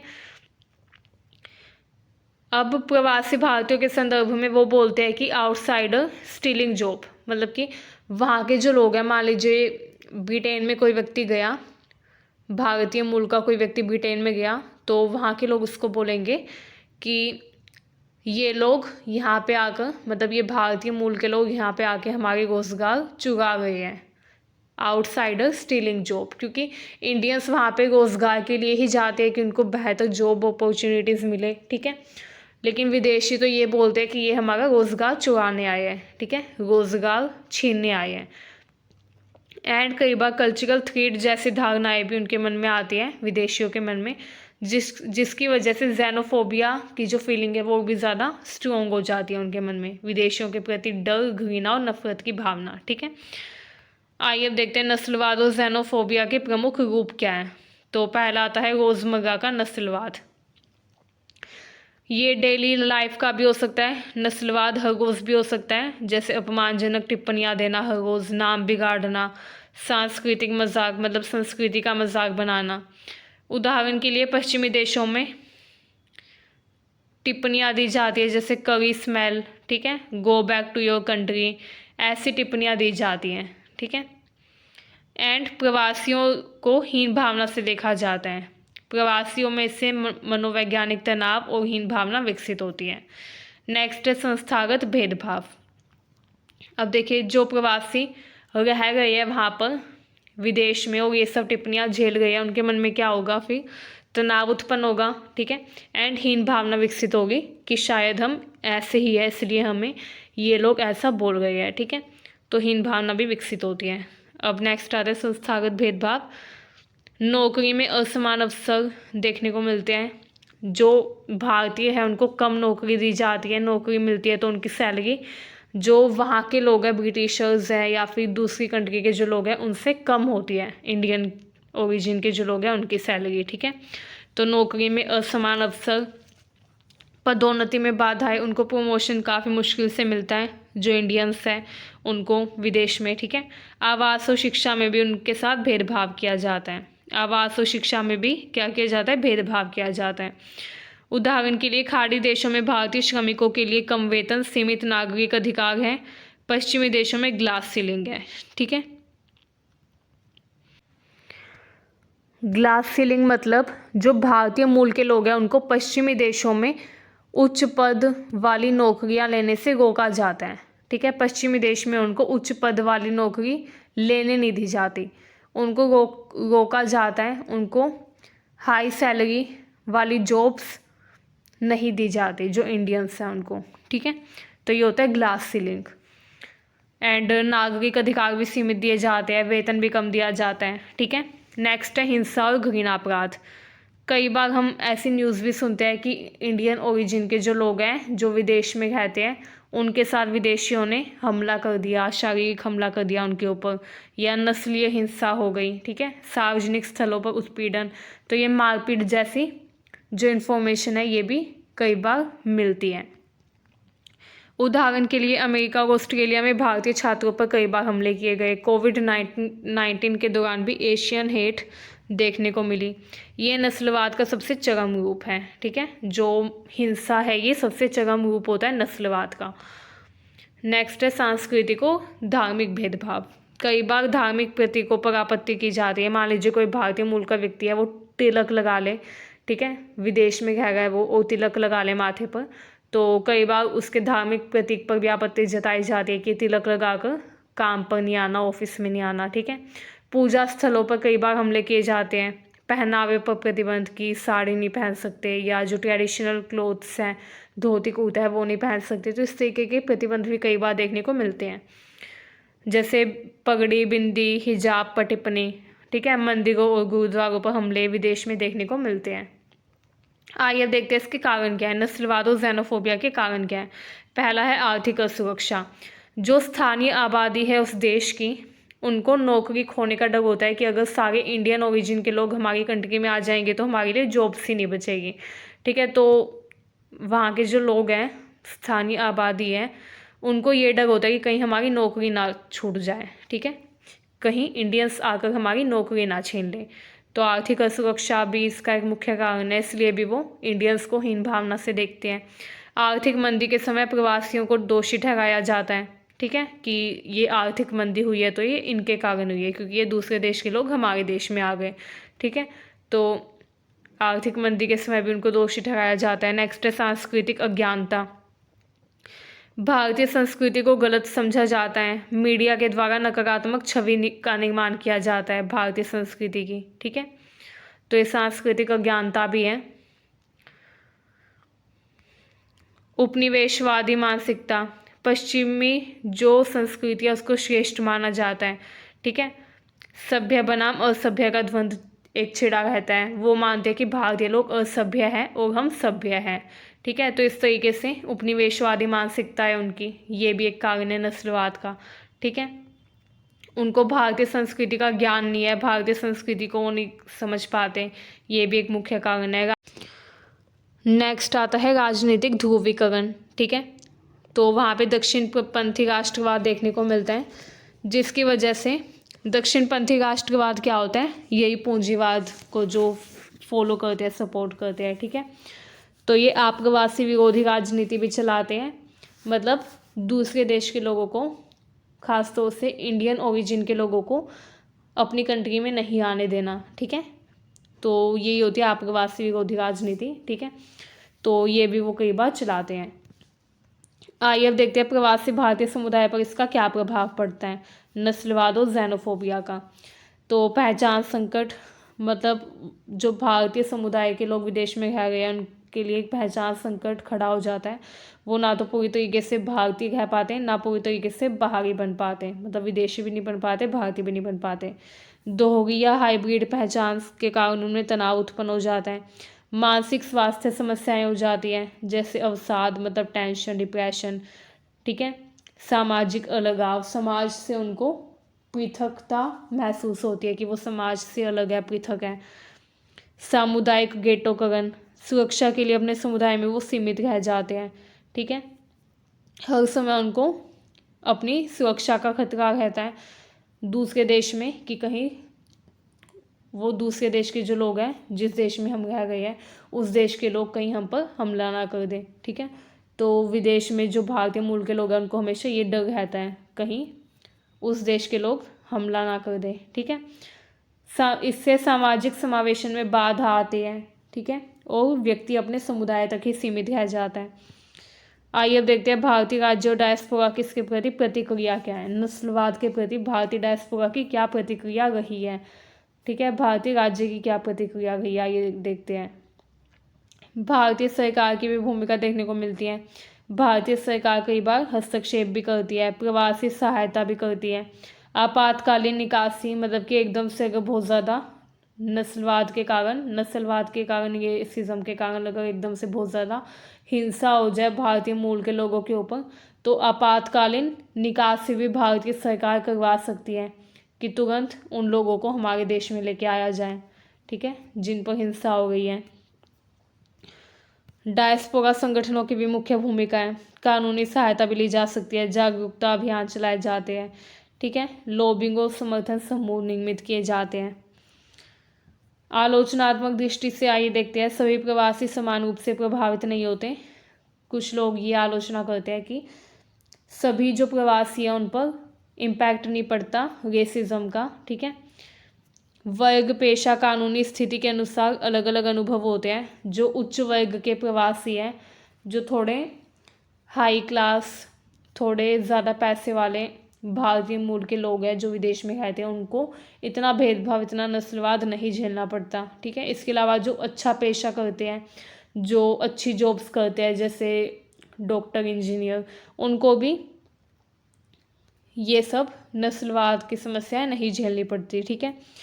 उच्च शिक्षित भारतीयों को मॉडल माइनॉरिटी के रूप में देखा जाना भी एक प्रकार का स्टीरियोटाइप है, ठीक है। तो उच्च शिक्षित भारतीयों को एक मॉडल माइनॉरिटी के रूप में देखा जाता है एंड ये भी एक तरीके का स्टीरियोटाइप ही है, ये मानते हैं, ठीक है। अब नेक्स्ट क्वेश्चन आता है, डायस्पोरिक समुदायों की पहचान संकट की अवधारणा को समझाओ। तो जो डायस्पोरिक समुदाय है उनकी पहचान संकट की अवधारणा क्या है, आइए देखते हैं। डायस्पोरा क्या होता है पहले आप ये बता देंगे, ठीक है। डायस्पोरिक जीवन का सबसे जटिल पहलू क्या है, पहचान का प्रश्न। उनको ये नहीं पता कि हमारी वास्तविक पहचान क्या है, हम भारतीय कहे जाएंगे या विदेशी। जब व्यक्ति या समुदाय तय नहीं कर पाता कि वह कौन है, किसका है, कहाँ से संबंधित है, तो इस स्थिति को ही पहचान संकट कहा जाता है। एंड डायस्पोरिक जो कम्युनिटी है उसके बीच में काफ़ी ज़्यादा मेन प्रॉब्लम है, ठीक है। पहचान का संकट जो है सबसे बड़ा संकट बना हुआ है। पहचान क्या है, अब पहचान व्यक्ति या समूह की वो अनुभूति है जो उसे जाति, धर्म, भाषा, संस्कृति, राष्ट्र से जोड़ती है। पहचान जो है ये वो अनुभूति है जो बताती है कि कोई व्यक्ति जो है उसकी जाति, उसका धर्म, उसकी पहचान, उसकी भाषा है क्या, वो कौन सी संस्कृति से जुड़ा हुआ है, उसका राष्ट्र के साथ क्या संबंध है, किस राष्ट्र से वो जुड़ा हुआ है, ये सब पहचान से ही पता चलता है। अब पहचान संकट का अर्थ क्या है, मतलब पहचान पर संकट आ जाना, जब व्यक्ति को अपनी मूल संस्कृति और मेज़बान संस्कृति के बीच संतुलन बनाने में परेशानी होती है। जब वो अपनी मूल संस्कृति मतलब कि जहाँ से वो बिलोंग करता है एंड मेज़बान संस्कृति मतलब कि जहाँ पे वो रह रहा है, जिस देश में वो गया है, ठीक है, रोज़गार के लिए या किसी भी चीज़ के लिए, जब वो उन दोनों की संस्कृति के बीच में संतुलन नहीं बना पाता तो उसकी पहचान अस्थिर हो जाती है, विभाजित या भ्रमित हो जाती हैं। ठीक है, इसे ही डायस्पोरिक संबंध में पहचान संकट कहा जाता है। मोस्ट इंपॉर्टेंट क्वेश्चन है ये भी। डायस्पोरिक समुदायों में पहचान संकट के प्रमुख कारण क्या क्या है आइए देखते हैं। पहला है दोहरी संस्कृति। घर के भीतर वो लोग जो कि भारतीय मूल के हैं लेकिन वो विदेश में रहते हैं, वो घर के भीतर तो अपनी भारतीय भाषा ही बोलते हैं, अपना जो भारतीय भोजन है वो ही खाते हैं, अपने रीति रिवाज मनाते हैं, लेकिन बाहर उनको विदेशी जो संस्कृति है वो अपनानी पड़ती है, विदेशी भाषा बोलनी पड़ती है। ठीक है, स्थानीय संस्कृति का मतलब है जिस देश में वो रह गए हैं। मान लीजिए कोई भारत का व्यक्ति कनाडा गया, तो जिस घर में वो रह गया कनाडा में, वहाँ तो घर के अंदर तो वो अपनी जो भारतीय संस्कृति है, भारतीय भाषा है वही बोलेगा, भारतीय भोजन ही खाएगा।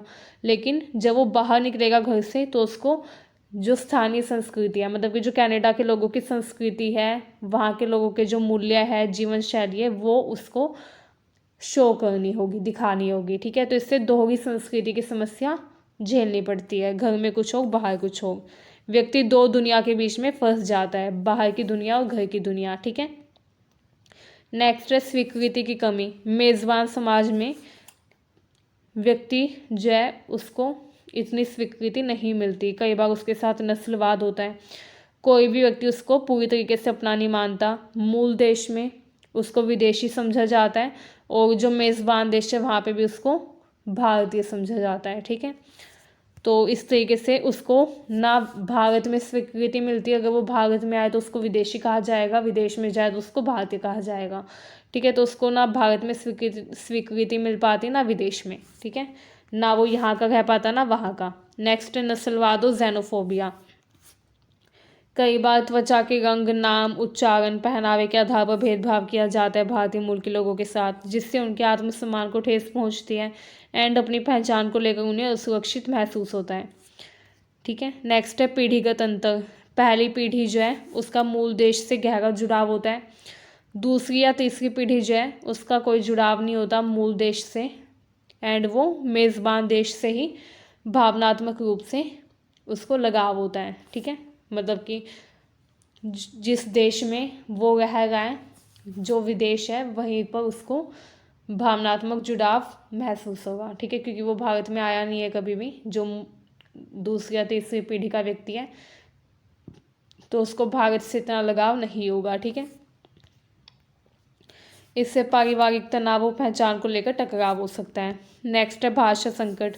मातृभाषा कमज़ोर हो जाती है, स्थानीय भाषा पर पूर्ण अधिकार नहीं हो पाता। कोई व्यक्ति है वो भारत में रहता है मान लीजिए, फिर वो विदेश में चला जाता है, तो उसकी मूल भाषा तो भारतीय भाषा थी, लेकिन अब वो विदेश में चला गया तो उसको विदेशी भाषा बोलनी पड़ेगी।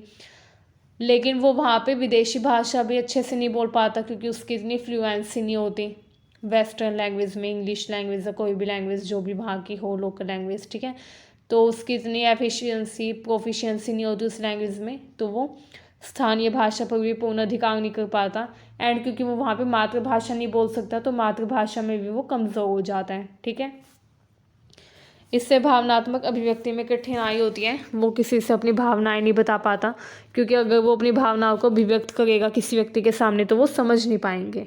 ठीक है, मातृभाषा किसी को वहाँ पे समझ में नहीं आएगी, एंड अगर वहाँ के लोगों की जो लैंग्वेज है अगर वो उसमें अपनी भावनाओं को व्यक्त करें तो उसको इतनी एफिशिएंसी है नहीं कि वो उस लैंग्वेज में अपनी भावनाएं अभिव्यक्त कर सके, क्योंकि वो लैंग्वेज उसको आती नहीं है, उस लैंग्वेज में उसको पूर्ण अधिकार है नहीं, पूरी प्रोफिशिएंसी उस लैंग्वेज में उसकी है नहीं। ठीक है, तो वो क्या करेगा, ना तो उस लैंग्वेज में अपनी भावना बता सकता ना खुद की लैंग्वेज में, तो भावनात्मक अभिव्यक्ति में कठिनाई होती है, इनकम्प्लीट आइडेंटिटी होती है। ठीक है, आइए अब देखते हैं पहचान संकट के प्रमुख रूप क्या है। तो विभाजित पहचान, व्यक्ति अपनी पहचान को अलग अलग संदर्भों में अलग अलग रूप में जीता है। ठीक है, विभाजित हो जाती है पहचान। नेक्स्ट है हाइब्रिड पहचान, दो संस्कृतियों का मिश्रण हो जाता है, जैसे इंडियन अमेरिकन, ब्रिटिश इंडियन। ठीक है, ये कभी समाधान बनती है, कभी भ्रम का कारण। कभी कभी व्यक्ति को इससे भ्रम भी हो जाता है कि वो इंडियन है या अमेरिकन, ब्रिटिश है या इंडियन। ठीक है, तो उसको ब्रिटिश इंडियन कहा जाता है या इंडो अमेरिकन। ये उस पर डिपेंड करता है कि वो किस देश में गया है। ठीक है। अस्थायी और तरल पहचान, परिस्थिति के अनुसार पहचान बदलती है, स्थायित्व का भी अभाव हो जाता है। ठीक है। आइए अब देखते हैं पहचान संकट के सामाजिक और मनोवैज्ञानिक प्रभाव क्या होते हैं। तो पहचान संकट जो ऐसे मानसिक तनाव हो सकता है, आत्मसंशय हो सकता है, खुद पर सेल्फ डाउट हो सकता है, संस्कृति के प्रति अलगाव हो सकता है, समुदाय में सीमित सहभागिता, व्यक्ति जो है वो अपने समुदाय में सीमित होकर रह जाता है। ठीक है। मतलब जो गिने चुने उसके समुदाय के लोग वहाँ पे होते हैं, जो इंडियन ओरिजिन के गिने चुने लोग होते हैं वहाँ पे, उन्हीं में वो सीमित रह जाता है, बाकी सबसे घुल मिल नहीं पाता, जो वहाँ के स्थानीय लोग हैं उनसे घुल मिल नहीं पाता। ठीक है। आइए अब देखते हैं पहचान संकट से उबरने की प्रक्रिया क्या है। तो सांस्कृतिक अनुकूलन, मतलब कि जिस देश में आप गए हैं वहाँ की संस्कृति अपनाइए, उसके प्रति अपने आप को अनुकूल बनाइए। संकरण मतलब कि कुछ वैल्यूज़ जो है वहाँ की संस्कृति की, वहाँ के कल्चर की कुछ वैल्यूज़ को अपनी वैल्यूज़ में ऐड कीजिए। ठीक है। तो संकलन कर सकते हैं आप, थोड़ी इंडियन वैल्यूज़, थोड़ी वेस्टर्न वैल्यूज़। ठीक है। दोनों को मिक्स करना। बहुसांस्कृतिक स्वीकार्यता, आप वहाँ की संस्कृति को भी स्वीकार करें, भारतीय संस्कृति को भी ना छोड़ें, ये भी पहचान संकट से उबरने में मदद कर सकता है। नेक्स्ट है डायस्पोरिक नेटवर्क और संस्थाएं, आप वहाँ पे ऐसी संस्थाएं ज्वाइन कर सकते हैं जो कि इस पहचान संकट से उबरने में मदद करती है। ठीक है। आइए अब देखते हैं आलोचनात्मक दृष्टि से।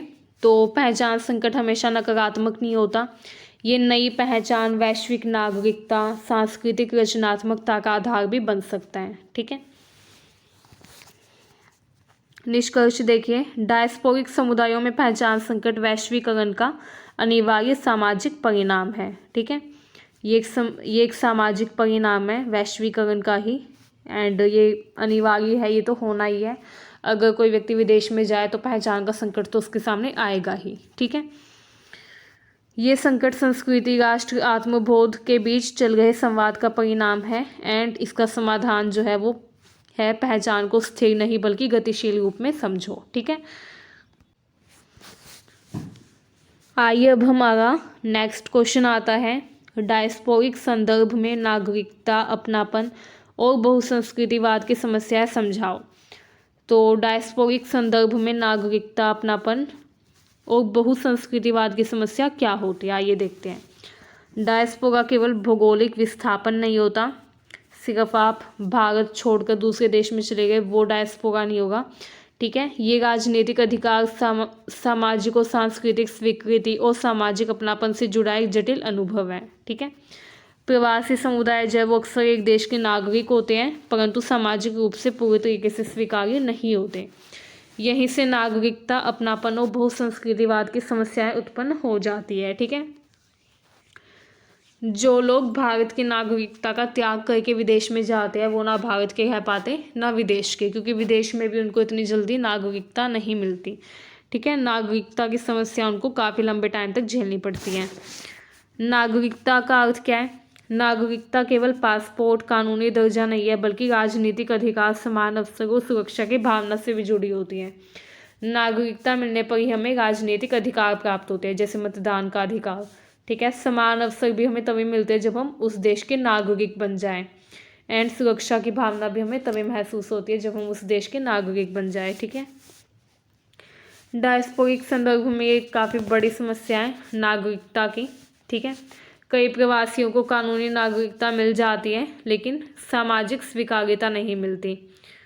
उदाहरण के लिए यूरोप, अमेरिका में नागरिक होने के बावजूद नस्लीय भेदभाव, आउटसाइडर का टैग दिया जाता है। ठीक है। मतलब कई ऐसे लोग हैं यूरोप और अमेरिका में जो कि भारतीय मूल के लोग हैं। ठीक है। उनको नागरिकता तो मिल गई लेकिन नस्ल भेदभाव से उनको छुटकारा नहीं मिला। अब भी उनके साथ नस्ल के आधार पर भेदभाव होता है, एंड उनको आउटसाइडर कहा जाता है। आउटसाइडर का टैग दिया गया है उनको, भारतीयों को। ठीक है। नागरिकता मिलने के बावजूद। ठीक है। नेक्स्ट आता है अस्थायी और अनिश्चित नागरिकता। वर्क वीज़ा कई बार दिया जाता है कि आप सिर्फ काम करने के लिए आए हैं इस देश में, तो सिर्फ काम करेंगे, तो वर्क वीज़ा, शरणार्थी स्थिति, overseas citizen of India, NRI जैसे दर्जे भी कई बार दिए जाते हैं। इससे राजनीतिक अधिकार सीमित रूप से मिलते हैं, मतलब राजनीतिक अधिकार नहीं मिलते उस व्यक्ति को, एंड भविष्य भी असुरक्षित रहता है। ठीक है, जो व्यक्ति वर्क वीज़ा पर विदेश में जाता है वो असुरक्षित ही रहता है। ठीक है, कभी भी उसकी जॉब भी जा सकती है एंड वो शरणार्थी बनकर ही रह जाता है उस देश में। ठीक है, दर्जा उसको NRI का ही मिलता है, ना ही उसको राजनीतिक अधिकार मिलते। ठीक है, ना ही जॉब सिक्योरिटी होती। नेक्स्ट, दोहरी निष्ठा का आरोप। प्रवासियों पर हमेशा ये संदेह किया जाता है कि वो किस देश के प्रति वफादार हैं, अपने मूल देश के प्रति या जिस देश में वो अभी आए हैं हमारे देश में जॉब लेने के लिए, या उस देश के प्रति, कौन से देश के प्रति वो वफादार रहेंगे। ठीक है, ये आरोप भी उन पर लगाया जाता है, मतलब कि दोहरी निष्ठा का आरोप भी लगाया जाता है। नेक्स्ट है अपनापन संबद्धता की समस्या। अपनापन क्या है? अपनापन वो भाव है जिससे व्यक्ति महसूस करता है कि वो समाज का हिस्सा है, उसकी पहचान को सम्मान मिलता है। लेकिन डायस्पोरिक संदर्भ में अगर हम देखें तो अपनापन जो है वो होता ही नहीं है। जो व्यक्ति विदेश चला जाता है वो ना तो विदेश का बन पाता ना भारत का। ठीक है, मूल देश में उसको विदेशी कहा जाता है, मतलब अगर वो व्यक्ति भारत में आ जाए तो उसको विदेशी कहा जाएगा क्योंकि वो विदेश में चला गया था। एंड अगर वो विदेश में चला जाए अपने मेज़बान देश में तो वहाँ पे उसको आप्रवासी कहा जाता है। ठीक है, मतलब दूसरे देश से जो आया है, हमेशा वो व्यक्ति असुरक्षा में रहता है। ठीक है, सांस्कृतिक भिन्नता होती है, भाषा, भोजन, पहनावा, धार्मिक प्रथाएं जो ये मुख्य धारा से दूर कर देती है उसको। ठीक है, पीढ़ीगत विभाजन हो जाता है। पहली पीढ़ी जो है वो मूल देश से जुड़ी होती है भावनात्मक रूप से, लेकिन दूसरी पीढ़ी जो है स्थानीय पहचान की खोज में ही रह जाती है। ठीक है, अपनापन दो दिशाओं में बंट जाता है। नेक्स्ट आता है बहुसंस्कृतिवाद की समस्या। ये भी काफ़ी कॉमन है। बहुसंस्कृतिवाद वो नीति या विचार है जिसमें विभिन्न संस्कृतियों को समान सम्मान और स्थान मिलना चाहिए। व्यावहारिक समस्याएं भी इसमें देखी जाती हैं। ठीक है, प्रतीकात्मक बहुसंस्कृतिवाद की समस्या, मतलब त्योहारों भोजन तक सीमित स्वीकार्यता होती है, वास्तविक समानता का अभाव होता है। रियल जो इक्वालिटी है वो नहीं दी जाती व्यक्ति को। ठीक है, विदेशों में वो त्योहारों भोजन तक ही सीमित रह जाता है। टोकेनिज्म भी देखने को मिलता है वहाँ पे। ठीक है, इसके अलावा समावेशन में भी उनको दिक्कत होती है। ठीक है, कई देशों में ये दबाव होता है कि प्रवासी अपनी संस्कृति को छोड़ें, मुख्य धारा में घुल जाएं। तो ऐसा भी काफ़ी मुश्किल होता है कि प्रवासी अपनी संस्कृति को छोड़ दे। कोई भारतीय मूल का व्यक्ति अगर विदेश में जा रहा है तो कैसे अपनी संस्कृति को छोड़ देगा एंड मुख्य धारा में घुल जाएगा। तो ये समावेशन जो है ये भी काफ़ी मुश्किल हो जाता है। वहाँ पे पहचान ही व्यक्ति की गुम हो जाती है, गायब हो जाती है। ठीक है, व्यक्ति खुद कन्फ्यूज़ हो जाता है कि वो समावेशन करे या आत्मसात करे, मतलब वो विदेशी संस्कृति को आत्मसात करें, उसमें समावेशन करें या अपनी संस्कृति को भूल जाए। ठीक है, सांस्कृतिक अलगाव देखा जाता है। भेदभाव के कारण प्रवासी अपने ही समुदाय में सिमट जाते हैं, सामाजिक विभाजन बढ़ता है। ठीक है, तो ये समस्या होती है वहाँ पे। तो ये थी बहुसंस्कृतिवाद, अपनापन और नागरिकता की समस्याएं। ठीक है, तो आई होप ये आपको समझ में आ गया होगा। टोकेनिज्म का मतलब होता है कि दिखावा मात्र रह जाता है वहाँ पे। जो व्यक्ति भारतीय मूल का जो व्यक्ति विदेश में गया है वो अपने त्यौहार भी मनाता है, अपना भारतीय भोजन भी वहाँ पर कर पाता है, मतलब इंडियन वेजिटेबल्स उसको वहाँ पर मिल जाते हैं, लेकिन वो सिर्फ दिखावा मात्र रह जाते हैं टोकेनिज्म के लिए। ठीक है, टोकेनिज्म मतलब कि दिखावा करना कि हम तो पूर्ण समानता दे रहे हैं लेकिन वास्तव में समानता देना नहीं, ये होता है टोकेनिज्म। ठीक है, तो यहीं पर हमारे सारे इंपॉर्टेंट क्वेश्चंस ख़त्म होते हैं। आई होप ये वीडियो आपको अच्छी लगी। अगर आपको वीडियो अच्छी लगी हो तो चैनल को सब्सक्राइब करें, वीडियो को शेयर करें अपने दोस्तों के पास ताकि उनकी भी हेल्प हो सके। Thank you very much.